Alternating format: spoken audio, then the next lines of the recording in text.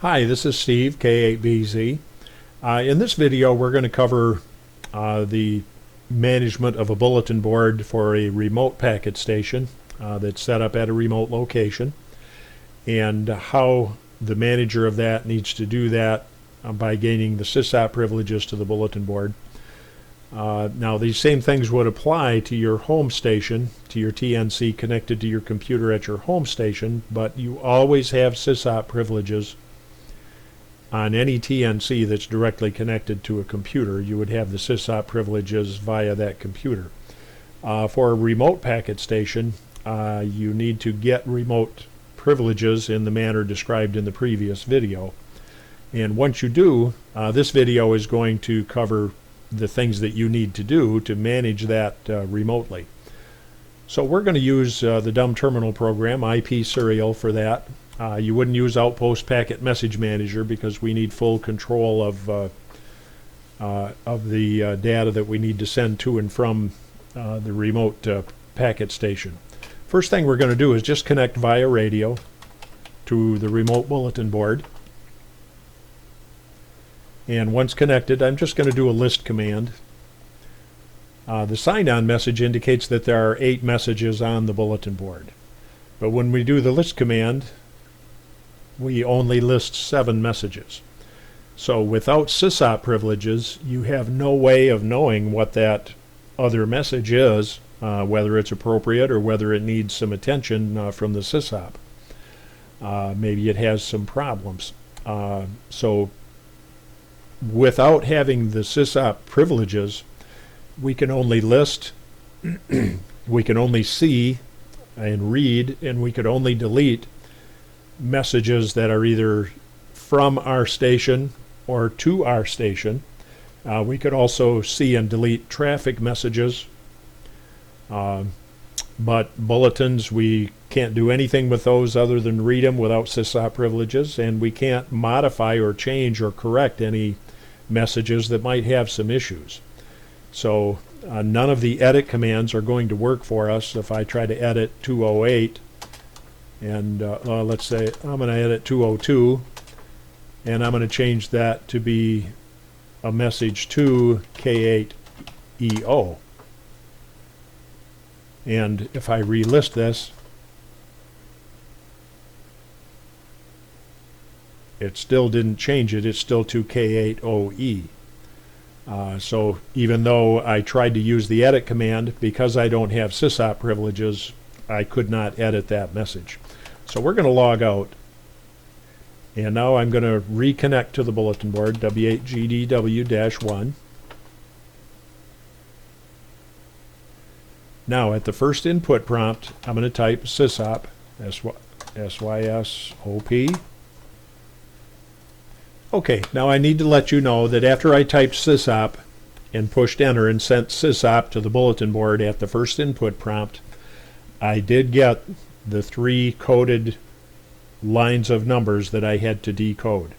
Now I clipped that out of the video so that information wouldn't wind up online on this video, on the YouTube video.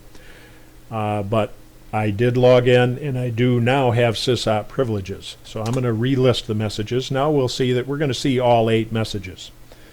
There will be one on here that we didn't see before, and we'll go through how to make some corrections to some problems here as a SYSOP who has the management rights and responsibilities on that bulletin board.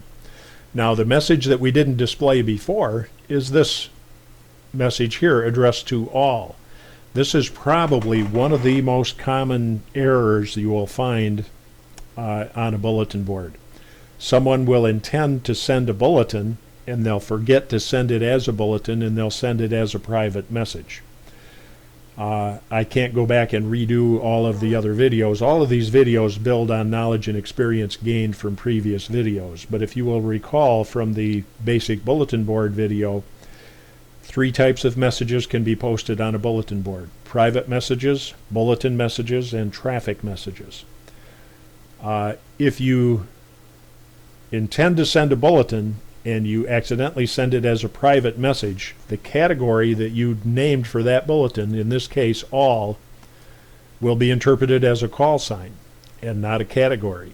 So the only person that can list this message on the bulletin board is someone that has the call sign ALL or the SYSOP.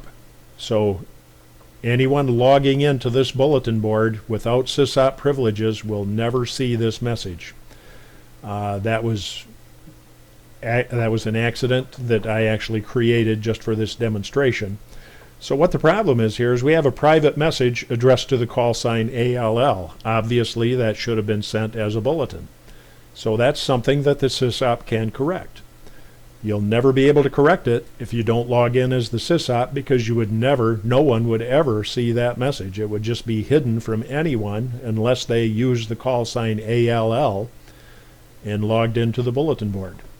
So in order to correct that, we need to edit message number 201, and we need to change that to a bulletin.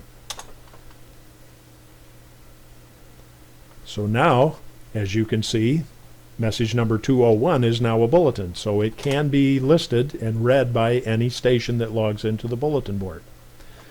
So when you look over the list of messages on a bulletin board, one of the things you need to check, look at everything that doesn't have a call sign in the to field and see if it's either listed as a bulletin. Verify that it's either listed as a bulletin or a traffic message. Traffic messages can either be listed as directed to a call sign or to a zip code. If you remember back on the traffic video on formal traffic, many times and quite often traffic messages are addressed to a zip code, and that is proper. As long as the message type is traffic, everyone will be able to list it. But if you see one addressed to all and it's sent as a private message, you need to change the message type to bulletin to correct that problem. And you can't do that unless you have SYSOP privileges.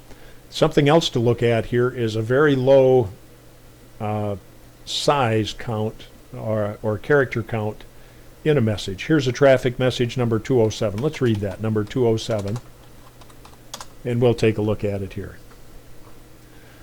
Number 207 has no text content in the message. Things like that can happen if the path is lost because a station went down or the retry count was exceeded and the text either only got a couple of words in or never got the full amount of text in. So message number 207 with a size of 16 is just a vacant traffic message that the text portion of the message is vacant. There's nothing in it. So we can go ahead and kill that. Message number 207. And I'll just relist the messages on the bulletin board. You can also look over the call signs. Now here's one, for example, K8OE. I know there is no K8OE user in the local area. We're in Gladwin, and the owner of that call sign lives far downstate. There is a K8EO in this area, and I do know that message should have been addressed to K8EO. So just the suffix of the call sign, the two letters in the suffix were transposed. So we can correct that as SYSOP. We can edit number 202 and change that to K8EO instead of K8OE.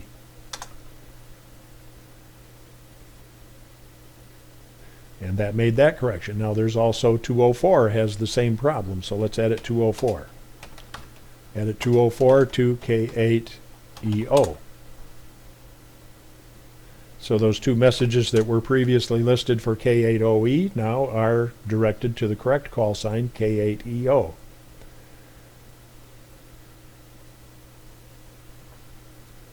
Now I'm gonna read one of these. Let's read number 202, and I'll find the one I'm looking for here. Here's a good example. Message number 202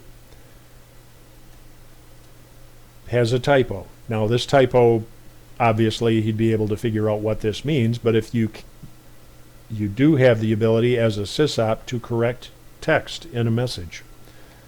So we need to edit number 202, and the first thing you do is put the incorrect text that you want to correct in quotation marks.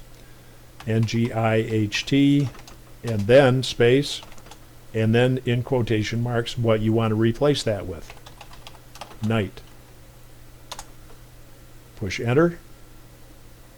And now if we read message number 202, we'll see that has been corrected. Some other things that you can do here. This first example is just an example of a traffic message. Let's read 208, and it's a very simplified version of a national traffic system message that I put on the bulletin board just for demonstration purposes. The type is traffic. That's what the T is. The status is F for forwarded. That means the message has been automatically forwarded to another bulletin board. Now I can change that status if I want. I can change it to not forwarded, so it will re-forward.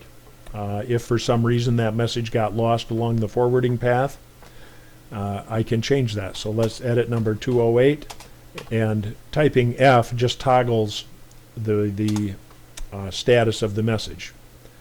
So now if I list the messages again, it's not going to say traffic forwarded, it's just going to say traffic, which means that message has not been forwarded yet.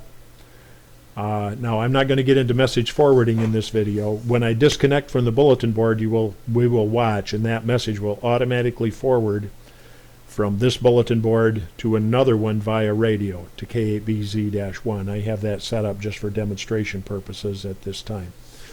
But the things that you can edit are the message type. We've already changed a private message to a bulletin to correct a problem. You could also change a private message to a bulletin in the opposite direction. You can change the message status. You can edit the message text, the message content. You can also change the hierarchical portion of a message. Now we'll get into that more when I get into message forwarding. But for example, let's read message 208 with headers. The RH means read with headers. Now when we read that with headers, it will show you this line, where without reading it with headers, it won't show you that line. That means that this message was received at this date and time, and this is the message number. It was received at W8GDW, and this is the hierarchical address of that station. Hierarchical addresses were explained back in the command settings video. Those are necessary to enable automatic message forwarding. If you don't put the hierarchical content of a message in the command set in the htext command, you can't enable automatic forwarding on a bulletin board. Now if you read it with headers, it's going to have a separate received line for each station that this message was automatically sent through. Now if I needed to change that W8GDW, you can change that with the edit command. Now if I want to edit 208, I can have it go to W8COP at K8BZ. And it will now show that that message is going at the at portion of the address is going to be at K8BZ. We'll edit 208. Get my fingers to type right. Edit 208. Going to W8COP at W8C8COP. And it will edit that portion of the address of the message. This will be explained further when I get into automatic message forwarding in a subsequent video. But those are some of the basic things that can be edited. You can edit who a message is to or from. For example, 202, I can edit 202. Right now, 202 is from K8BZ, but I'm going to make 202 from WD8 DMW. That's got to be KE8 DMW. We'll get it right. And you'll see now that that changed who the message was actually from. We'll change that back to the original, 208 from K8BZ.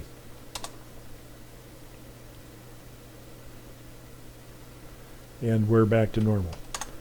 So those are some of the things that you can edit: message type, message status, who the message is to, who the message is from. The content of the message can be edited. And you can also change the @ portion of the address that will be explained further when we get into message forwarding. So that pretty much concludes it. Now, I did change the status of this traffic message to not forwarded, so when I disconnect, we'll be able to see. Actually, I'm going to go back to the command prompt, and I have to turn the monitor on. I had the monitor turned off. We'll go back to the conversation mode. Now I'm going to enter a B to disconnect, and you will see on the dumb terminal, we'll be able to monitor that traffic message being forwarded to K8BZ-1. And we'll see that. Now this is happening automatically. It's sending that from W8 GDW to K8BZ-1, and here comes the message.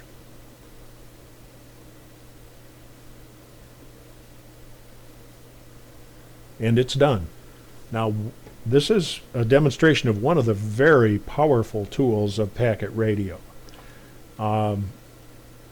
I routinely connect to several bulletin boards in the area remotely, and the owners of those have given me the remote call sign and remote text character strings, and I can go in and change the forwarding path on these, and I routinely, for demonstration and testing purposes, have messages automatically forwarded through 5 different packet stations automatically. For a message of about 3 or 4 lines, it takes less than a minute for that message to forward through 5 different packet stations and reach a destination. And that can be changed by me here at one station by connecting to all of those stations remotely and setting this up. I can't think of any other mode that you can do this with. There are lots of modes that can be used for traffic handling, for emergency communications and emergency operations, but I can't think of any other mode that will allow a SYSOP to remotely connect to other stations to change how they function and cause them to automatically relay the messages you want through various stations to get to a specific destination station. I don't know of any other mode that's capable of doing that, and to be honestly, I don't think there is one. But it is a very powerful tool with packet radio that can be used in an emergency communications network. And when I demonstrate the complete setup and function of an emergency communications network, I'll show you how that can be used. And that will be coming in a later video. So for now, that pretty much wraps up this video. And as always, if you have any questions or problems, please email me at k8bz@arrl.net, and we'll work together to resolve any issues that you have in using the information in this presentation. Thank you.